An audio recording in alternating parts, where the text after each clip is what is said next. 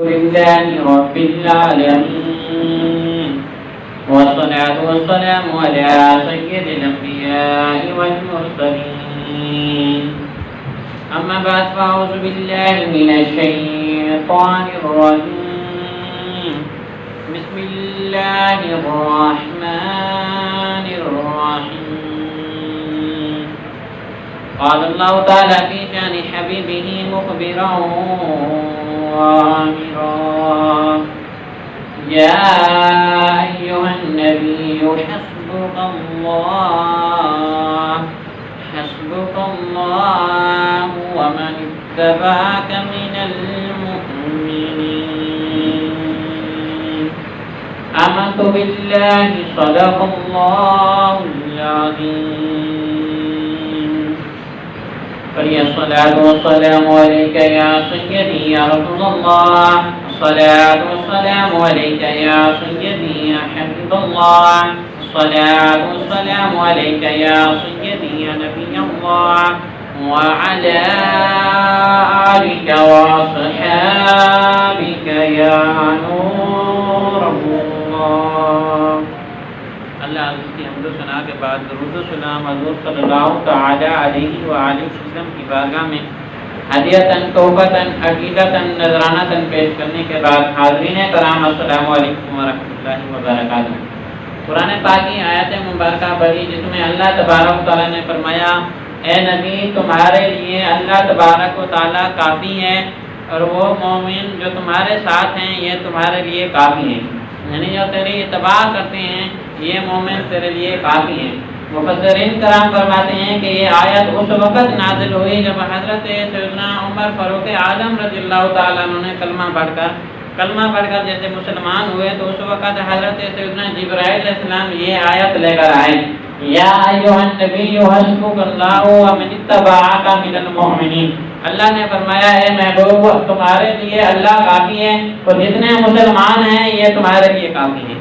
اور اس وقت مفسرین کرام فرماتے ہیں کہ مسلمانوں کی تعداد 40 تھی، یعنی حضرت عمر سے پہلے 39 مسلمان ہو چکے تھے اور 40ویں نمبر پر حضرت سیدنا عمر فاروق اعظم تھے۔ جب اسلام کا ابتدائی دور تھا اس وقت صرف غریب لوگ کلمہ پڑھ رہے تھے، جو غلام لوگ تھے وہ کلمہ پڑھ رہے تھے۔ کفار کو تکلیف تو تھی لیکن تھوڑی تھی کہ غریب اور جو غلام لوگ ہیں وہ کلمہ پڑھ رہے ہیں، بڑے بڑے رائس چودھری جو وہاں کے سرداران تھے وہ نہیں پڑھ رہے ہیں۔ اور اس وقت سارے کافر بیٹھے ہوئے تھے، میٹنگ کر رہے تھے، پلان بنا رہے تھے کہ اسلام کو کیسے روکا جائے۔ تو اس وقت ابو جہل نے کہا کہ جو میرے بھتیجے حضرت صلی اللہ علیہ وسلم کے بارے میں کہنے لگا کہ محمد کا سر لے آئے گا میں اس کو 100 اونٹ انعام دوں گا، سرخ رنگ کے 100 اونٹ اس کو انعام میں دوں گا، اور یہ عرب میں سرخ رنگ کے جو اونٹ ہیں سب سے زیادہ مہنگے بکتے ہیں، سب سے زیادہ قیمتی ہیں۔ اس وقت ابو جہل نے کہا 100 اونٹ دوں گا، جو حضور کا سر لے آئے گا میں اس کو 100 اونٹ دوں گا۔ تو اس وقت عمر فاروق اعظم نے کلمہ نہیں پڑھا تھا، کھڑے ہو گئے، تلوار نکال کر کھڑے ہو گئے، کہنے لگے ابو جہل تو 100 اونٹوں کا انتظام کر میں ابھی جا کر سر لے آتا ہوں۔ عمر فاروق اعظم وہ تھے جب راستے میں جاتے تھے تو آنے والے اس کا راستہ بھی چھوڑ دیتے تھے، تو سامنے سے کوئی آ رہا ہوتا تو ہٹ جاتے تھے، اس سے پورا عرب ڈرتا تھا۔ پورے عرب میں صرف 2 سردار تھے اس وقت عمر فاروق اعظم نے کلمہ نہیں پڑھا تھا، 2 کافروں کے ایسے سردار تھے جن سے پورا مکہ ڈرتا تھا، ایک ابو جہل تھا دوسرا عمر فاروق اعظم تھا۔ ادھر سے عمر فاروق اعظم تلوار لے کر نکلے، مفسرین فرماتے ہیں ادھر حضور نے ہاتھ اٹھائے، حضور نے نگاہ محبت سے نگاہ نبوت سے پورے مکے میں دیکھا کہ صرف 2 ایسے آدمی ہیں جن سے پورا مکہ ڈرتا ہے۔ حضور نے دعا کی، اللہ کی بارگاہ میں دعا کی اور اللہ تبارک و تعالیٰ نے وہ دعا آپ کی قبول کی۔ حضور نے ہاتھ اٹھائے اور دعا کی اللہم اعز الاسلام بعمر ابن الخطاب او عمر ابن الہشام۔ حضور نے فرمایا یا اللہ اسلام کی عزت کے لیے یا عمر دے دے یا عمر دے دے، عمر ابو جہل کا اصل نام ہے۔ فرمایا یا اللہ اسلام کی عزت کے لیے یا عمر دے دے، عمر فاروق اعظم دے دے، یا ابو جہل دے دے، عمر بن ہشام یا عمر بن ہشام دے دے۔ تو جیسے حضور نے دعا کی تو حضرت جبرائیل علیہ السلام تشریف لے آئے اور عرض کی یا رسول اللہ، اللہ تبارک تعالیٰ فرماتا ہے آپ نے پہلے عمر مانگا ہے، ہم آپ کو عمر دیں گے۔ آپ نے پہلے عمر مانگا ہے، عمر دیں گے۔ مفسرین کرام فرماتے ہیں اگر اس میں لفظ آؤ حضور صلی اللہ علیہ وسلم نہ فرماتے تو ابو جہل نے بھی کلمہ پڑھ لینا تھا۔ حضور نے فرمایا یا اللہ یا عمر دے دے یا عمر دے دے۔ اور مفسرین فرماتے ہیں یہ لفظ آؤ یا کا لفظ نہ فرماتے تو دونوں مسلمان ہو جاتے ہیں۔ ادھر سے عمر فاروق اعظم نکلے، تلوار ہاتھ میں لی اور بڑے جوش اور جلال کے ساتھ جا رہے تھے۔ آگے حضرت سیدنا نعیم حضور صلی اللہ علیہ وسلم کے صحابی ملے۔ نعیم رضی اللہ تعالیٰ عنہ سامنے آگے اور پوچھا کہاں جا رہے ہو؟ حضرت عمر فاروق اعظم نے کہا کہ ہٹ جاؤ، آج تمہارے نبی کی خیر نہیں، اس کا سر لینے جا رہا ہوں۔ آج میرے راستے سے ہٹ جاؤ، میرے سر پر خون سوار ہے، آج میرے سامنے سے ہٹ جاؤ۔ تو آگے حضرت نعیم رضی اللہ تعالیٰ عنہ نے فرمایا اے عمر، نبی کی طرف بعد میں جانا، پہلے اپنے گھر کی خبر لے لے۔ فرمایا پہلے اپنے گھر کی خبر لے لے، نبی کی طرف بعد میں جانا۔ کہنے لگا کیا ہوا کہ جس نبی کو قتل کرنے جا رہا ہے اس کا دین تمہارے گھر پہنچ گیا ہے، جس نبی کو تو شہید کرنے جا رہا ہے اس کا اسلام تیرے گھر میں آ گیا ہے۔ تو حضرت عمر نے کہا کون ہے میرے گھر میں جو اسلام لے آیا؟ تو آپ نے فرمایا آپ کی بہن فاطمہ بنت خطاب اسلام لائی ہے اور آپ کا بہنوئی بھی اسلام لے کر آیا۔ تو حضرت آگے جا رہے تھے تو آپ نے راستہ چینج کر لیا، اپنے گھر کی طرف چل پڑے۔ اپنے گھر کی طرف آئے تو جیسے دروازے پر آئے تو اندر بہن اور آپ کا بہنوئی تلاوت قرآن پاک کر رہے تھے، قرآن کی تلاوت کر رہے تھے۔ دروازہ جوش کے ساتھ کھٹکھٹایا، بہت غصہ تھا۔ تو بہن سمجھ گئی کہ آج عمر آ گیا ہے۔ عمر ایسا تھا پورا مکہ ڈرتا تھا۔ بہن نے کہا سارے اوراق چھپا دو، قرآن کے جو اوراق ہے چھپا دو، عمر آیا ہے، اسلام کا دشمن ہے۔ جیسے بہن نے دروازہ کھٹکایا تو عمر کہنے لگا کہ میں کیا سن رہا ہوں کہ تو اسلام قبول کر چکی ہے۔ تو آپ نے کہا کہ جو سنا ہے آپ نے سچ سنا ہے۔ بہن نے کہا جو تم نے سنا ہے اور سچ سنا ہے، واقعی میں اسلام قبول کر چکی ہوں۔ تو حضرت عمر کو غصہ آیا اور آپ نے اپنی بہن کے منہ پر تماچا مارا اور اتنے زور سے مارا کہ یہاں سے لب پھٹ گئے اور خون نکلنے لگا۔ جیسے آپ نے تھپڑ مارا تو آپ کا بہنوئی چھڑانے آیا تو اس کو بھی مارنے لگے۔ جو راستے میں آتا ہے، جو ان کو بچانے آتا ہے، کسی کو مار رہے ہیں، کسی کو گھسیٹ رہے ہیں۔ جب دیکھا کہ بہن کا خون نکل رہا ہے، بہن کو کہنے لگے کہ تو اسلام کیوں نہیں چھوڑتی؟ بہن نے کہا کہ تو میری جان نکالتے تو نکالتے، اسلام نہیں چھوڑوں گی، اسلام نہیں چھوڑوں گی۔ تو آگے دیکھا کہ ہے عورت مجھ سے ڈر نہیں رہی۔ میں وہ عمر ہوں جس راستے سے جاتا ہوں پورا عرب ڈرتا ہے، راستہ چھوڑ دیتے ہیں، لوگ مجھ سے ڈرتے ہیں۔ ہے عورت لیکن ڈر نہیں رہی۔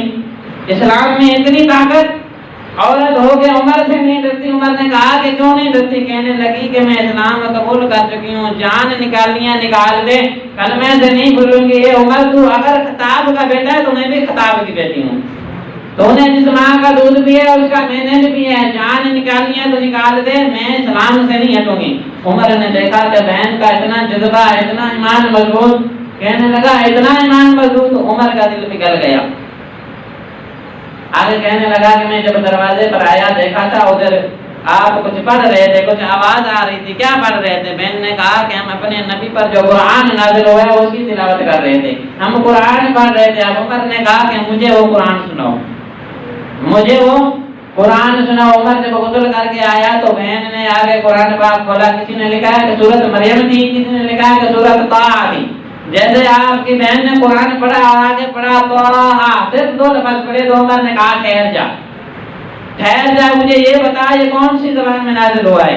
بہن نے کہا عربی زبان میں نازل ہوا ہے۔ کہنے لگا کہ یہ کون سی عربی ہے؟ میں عربی، میرا باپ عربی، میری ماں عربی، میرا خاندان عربی، یہ کون سی عربی ہے جو عمر کو سمجھ نہیں آ رہی؟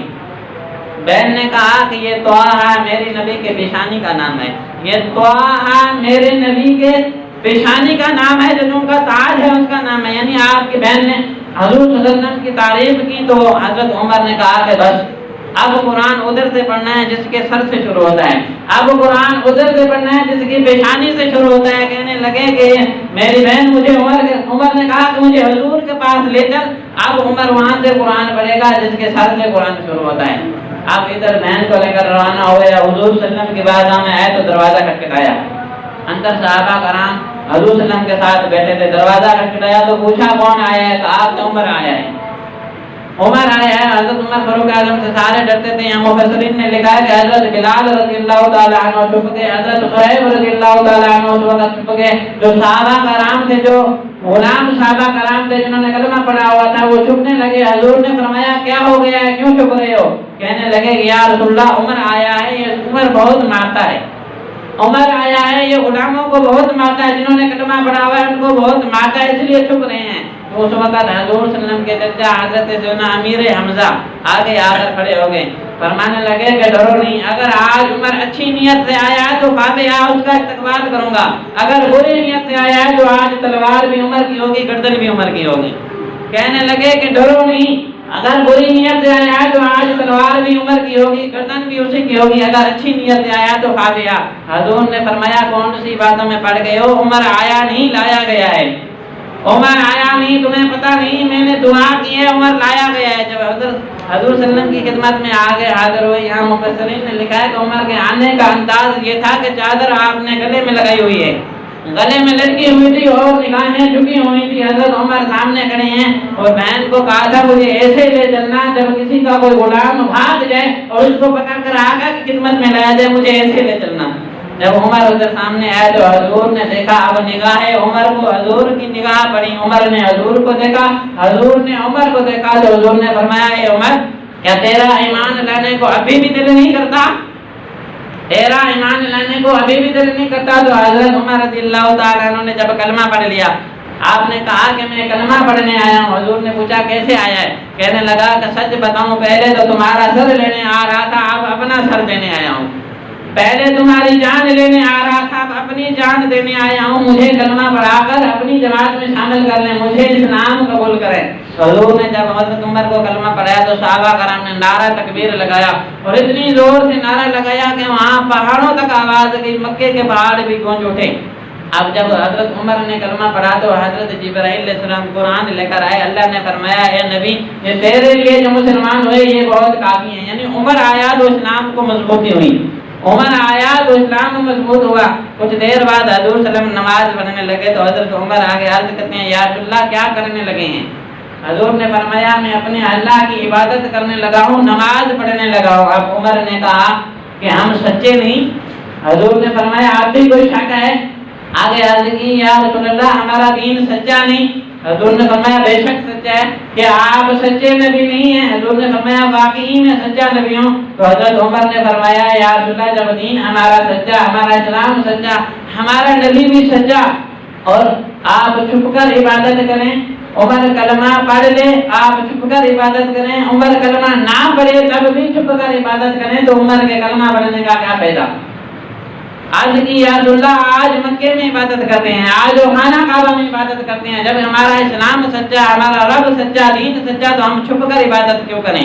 کافروں کا جب دین سچا نہیں، ان کا مذہب سچا نہیں، وہ خانہ کعبہ میں آ کر کلم کلا عبادت کرتے ہیں۔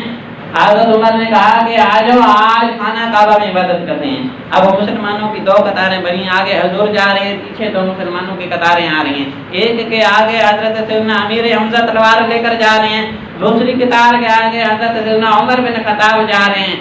اب ادھر ابو جہل انتظار کر رہا تھا کہ عمر ابھی آتا ہوگا حضور کا سر لے کر، 100 اونٹ اس نے تیار کیے ہوئے تھے، عمر ابھی آتا ہوا ہوگا، محمد کا سر لے کر آتا ہوگا، سارے کافروں کو اکٹھے کیا ہوا تھا کہ دعوت کروں گا ان کی۔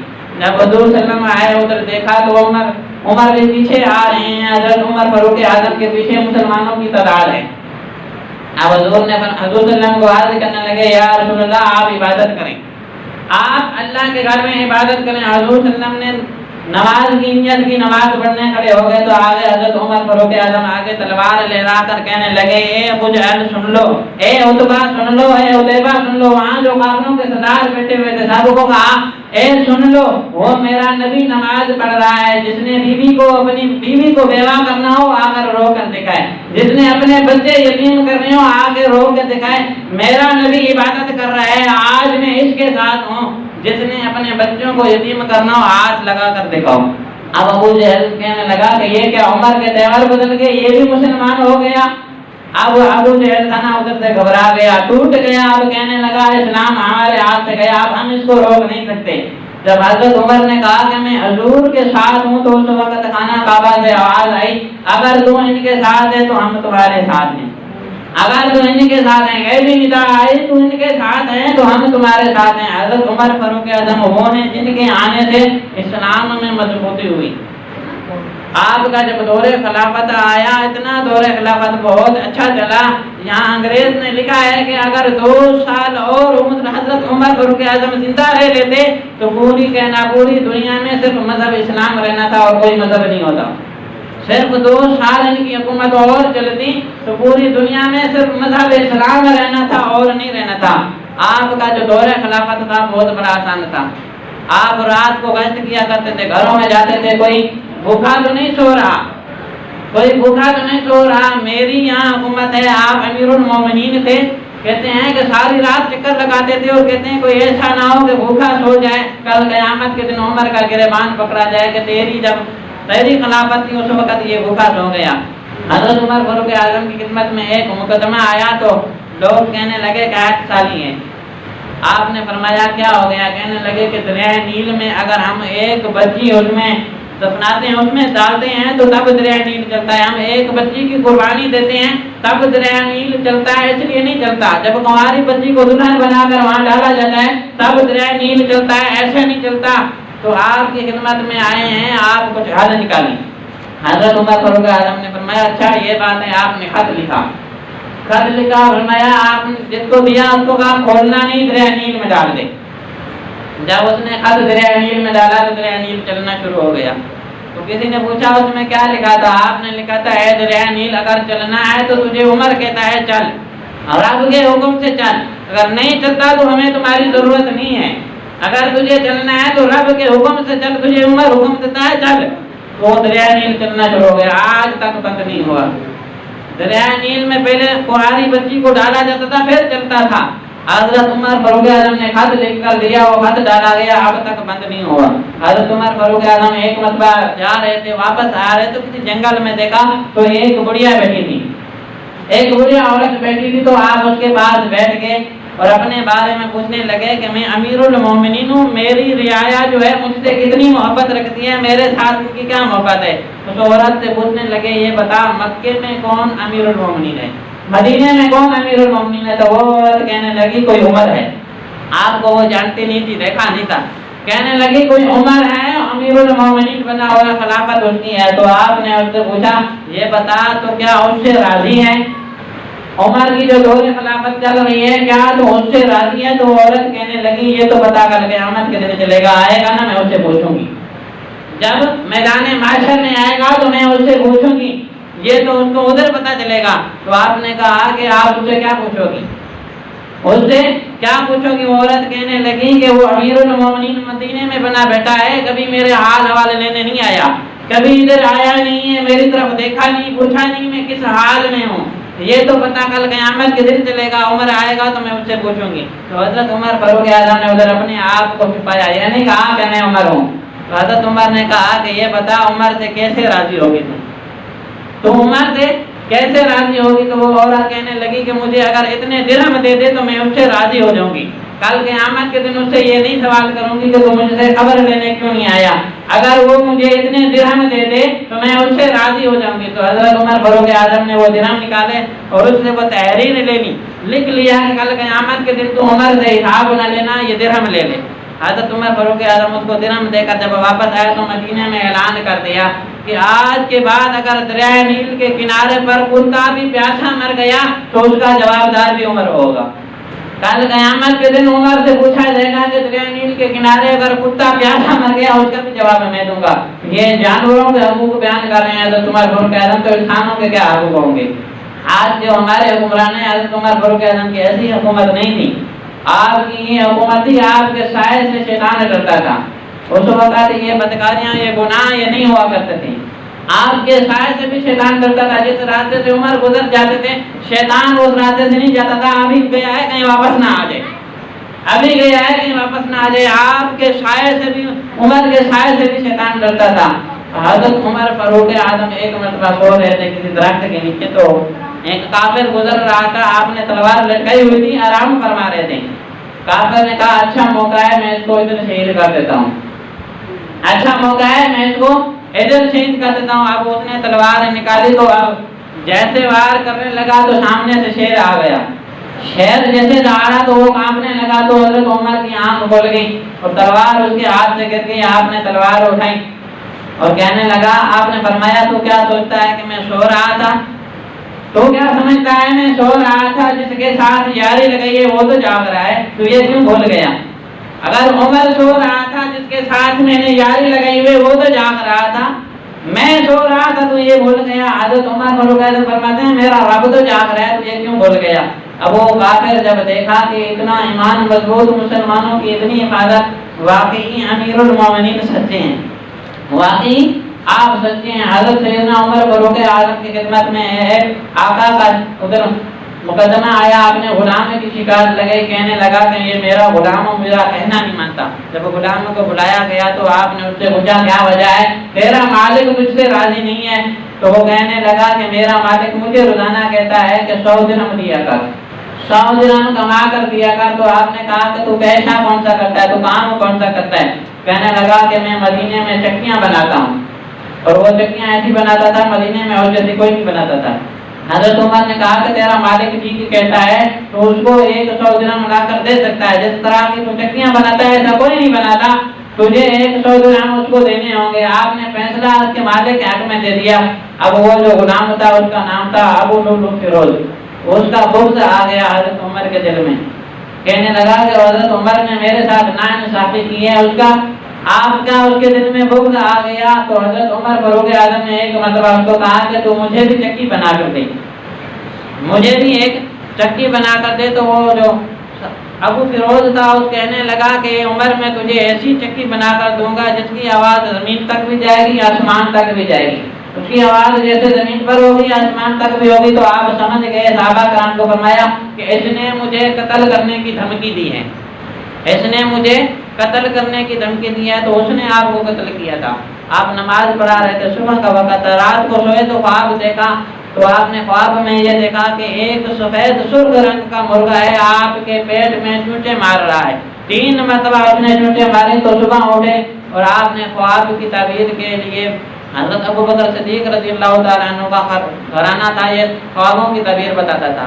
آپ کا گھرانہ بہت مشہور تھا, سارے گھرانے پورے گھر والے خوابوں کی تعبیر بتاتے تھے. تو اس وقت حضرت سیدنا ابو بکر صدیق کی بیٹی فاطمہ, آپ کی بیٹی سے اسما, ان سے پوچھا گیا کہ آپ اس خواب کی تعبیر بتائیں. تو انہوں نے بتایا کہ آپ جلدی سے کوئی وصیت کر دیں, آپ جلدی شہید ہونے والے ہیں, آپ کی جو وصیت کرنی ہے وہ وصیت کر دیں. اس خواب کی تعبیر یہ ہے کہ آپ شہید ہونے والے ہیں, کیونکہ حضور نے 2 مرتبہ آپ کو فرمایا تھا کہ عمر شہید ہوگا, عمر کو شہید کیا جائے گا. تو حضرت عمر فاروق اعظم فجر کے وقت جب نماز پڑھا رہے تھے, آپ کی عادت تھی جب جماعت شروع ہوتی تو آپ پہلے فرماتے ہیں صفیں سیدھی کر لو, صفیں درست کر لو. جیسے آپ نے مقتدیوں کی طرف چہرہ کیا اور فرمایا کہ صفیں درست کر لو, تو وہی جو غلام تھا ابو لؤلؤ فیروز, اس نے ہاتھ میں خنجر لیا ہوا تھا, نیزہ لیا ہوا تھا, اور وہ نیزہ اس نے سارا کا سارا زہر سے بھگویا ہوا. تو اس نے 3 وار کی آپ کے پیٹ پر, حضرت سیدنا عمر فاروق اعظم کے پیٹ پر 3 وار کیے, پیدر پہ کیے. تو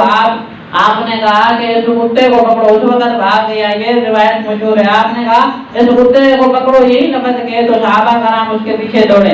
اب وہ جو اس کو پکڑتا اس کو نیزہ مارتا گیا, یہاں تک کہ 12 لوگوں کو اس نے زخمی کیا, اس میں کئی شہید ہو گئے. تو جب اس نے کہا کہ اب میرے بھاگنے کا کوئی چارہ نہیں ہے, سارے پکڑ لیں گے, تو اس لؤلؤ فیروز نے اپنے آپ کو ہی قتل کر دیا, اپنے آپ کو نیزہ مار کر اپنے آپ کو مار دیا, خودکشی کر لی. لیکن اس وقت عمر کا انصاف دیکھیں, صحابہ کرام کو فرمایا نماز کا وقت نکلا جا رہا ہے, عمر کی فکر چھوڑو, نماز پڑھو, نماز کا وقت جا رہا ہے, نماز پڑھو, عمر کی فکر چھوڑو. تو اس وقت عبد الرحمن بن عوف نے جلدی فجر کی نماز پڑھی. آپ کو جب گھر لے کر آئے 26 ذوالحجۃ الحرام کی صبح کو آپ پر یہ وار ہوا, 1 محرم الحرام کو آپ کی شہادت ہوئی. یعنی اسلامی سال کا جو پہلا مہینہ شروع ہوتا ہے, پہلا دن جو ہوتا ہے 1 محرم الحرام کو آپ کی شہادت ہوئی. جب شہادت کا وقت آیا تو آپ نے وصیت یہ کی کہ حضرت عائشہ صدیقہ رضی اللہ تعالیٰ عنہ کی بارگاہ میں پیغام بھیجا کہ جو حضور صلی اللہ علیہ وسلم کے مزار میں ایک قبر کی جگہ ہے, مجھے وہاں دفنایا جائے, مجھے وہاں دفنایا جائے. اور آپ اجازت دے دے. تو اماں عائشہ نے آپ کو اجازت دے دی. ادھر آپ بھی 3 قبریں ہیں, حضور صلی اللہ علیہ وسلم کی, साथ में अबू बकर सिद्दीक की और साथ में हज़रत उमर फारूक आज़म की और चौथी कब्र की अभी भी जगह बाकी है। उलमा करम फरमाते हैं जब क़यामत का दिन आएगा तो वक़्त क़यामत से थोड़ा पहले हज़रत सैयदना ईसा अलैहिस्सलाम आएंगे। जब उनका इंतकाल होगा, उनका विशाल होगा तो उधर उनको दफनाया जाएगा। यानी वहाँ 4 कब्रें बनेगी, अब भी 3 उधर मौजूद हैं। जब यको मुहर्रम हराम का दिन आता है तो उलमा कराम फरमाते हैं तो अपने घर में साले सवाब का एहतमाम किया करें। हज़रत सैयदना उमर फारूक आज़म अहले बैत के लिए जितने भी शहीद हुए इस मुहर्रम हराम में काफ़ी सारे उलमा कराम, काफ़ी सारे अल्लाह तबारक तआला हुजूर से मोहब्बत रखने वाले उनकी शहादत हुई है, उनका विसाल हुआ है। उलमा कराम फरमाते हैं जब मुहर्रम का महीना है तो इसमें कसरत के साथ सारे सवाब किया करें। अपने घर में यकम मुहर्रम हराम को हज़रत सैयदना उमर फारूक आज़म की याद कम से कम जरूर सारे सवाब करें। अल्लाह अज़्ज़ वजल की बारगाह में दुआ है कि जो कुछ पढ़ा और सुना इस पर अमल करने की तौफीक अता फरमाए। हमें सहाबा कराम से सच्ची पक्की मोहब्बत, अहले बैत से सच्ची पक्की मोहब्बत नसीब फरमाए। बयान में जो गलतियां हुई अपने फजलो करम से माफ फरमाए। वमा अलैना इल्लल बलागुल मुबीन।